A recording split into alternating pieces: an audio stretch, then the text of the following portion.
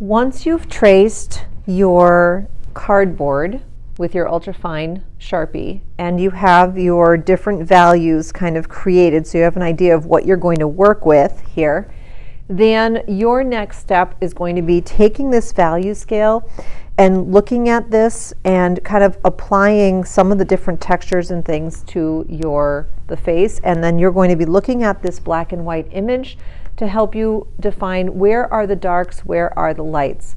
Now, one of the things that I highly suggest is starting with the areas that you think are really black first. So for instance, when I am looking at her chin, I'm noticing that this is pretty dark, so I might thicken that up a little bit here. I am noticing there's a line. I think this line here is supposed to be this line right here, and then, well, actually that's not true. I think this line, because this pops out, that looks like that's the jersey. So it looks like there's another area that maybe I did not trace that kind of comes in and looks like this, and this is black. You can see that it's black right there. So I'm going to go in and I'm going to use my ultrafine Sharpie and I'm going to shade this whole thing black. So you're going to start with your darker areas first. Now, when you are doing this on your civil rights leader, you have to really pay attention to the values, and you also need to be thinking about your face and how your face is contoured. So for instance, I'm going to go up here and I'm just going to work up here like in this nose section for just a minute. So do you see how here it's a little bit darker and then it gets lighter here and then it's a little darker here? So I might go in here and I might just darken this just a little bit. I'm also going to darken where I'm seeing a darker line for her nose. Now I have to look at this value and I have to decide that which of those values do I want to use.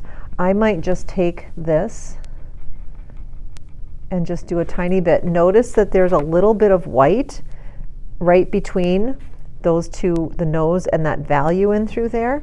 And I am seeing the nose is curved. So if you look at the nose, you know that the nose is curved.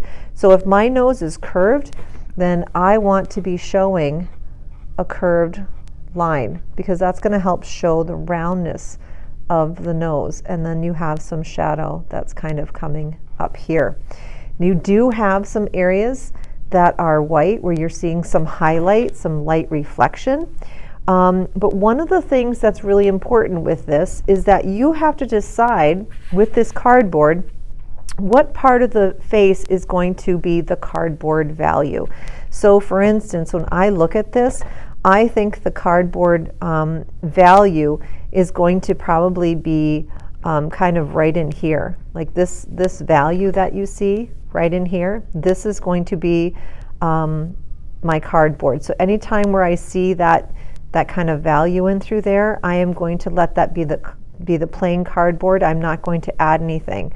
So you're going to notice, and I'm going to go up here, and I am actually, one of the things that you can do is you will use a colored pencil. I have to get into my little bag here of supplies.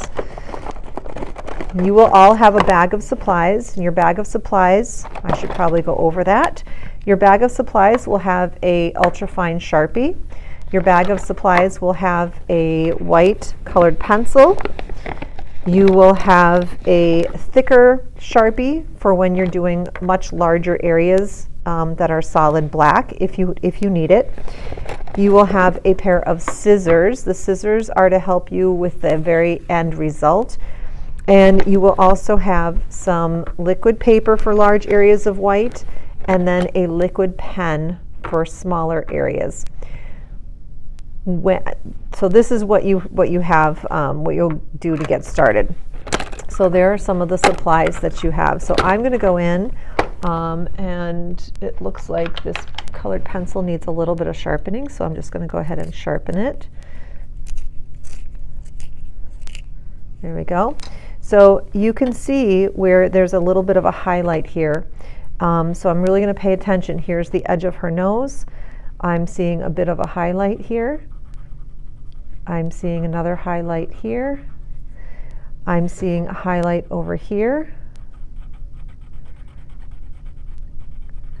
I'm seeing a highlight going in this direction.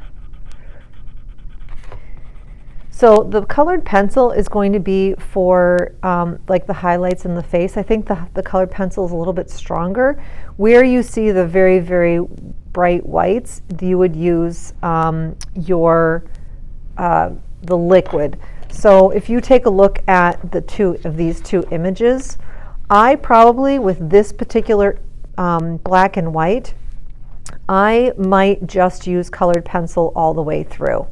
I might not use the liquid because there's all this tiny detail in here.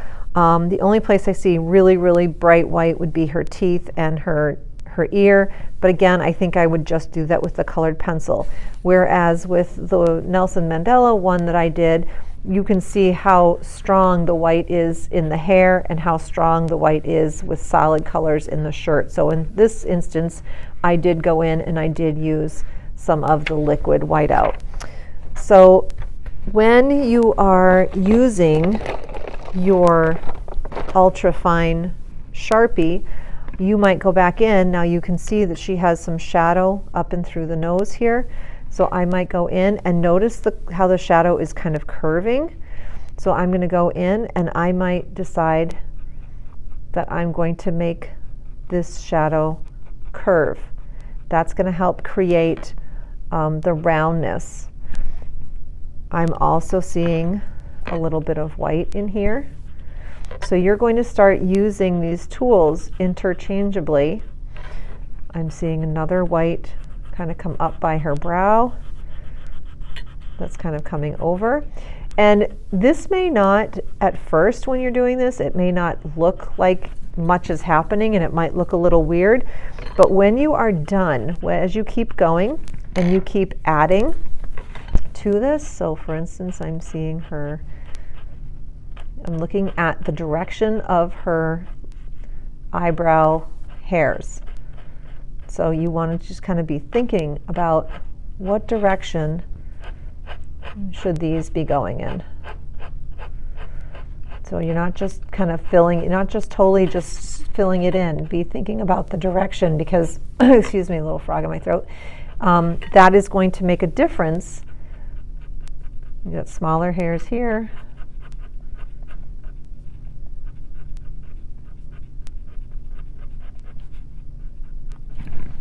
Something like that.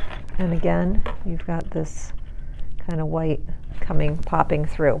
So you really need to go slowly and really pay attention to the values and the lights and the darks being used within the skin tones. That is very, very crucial. So take your time, do not rush, and really do some really fabulous observing and really try to mimic and copy what it is you're seeing in your photo onto your cardboard.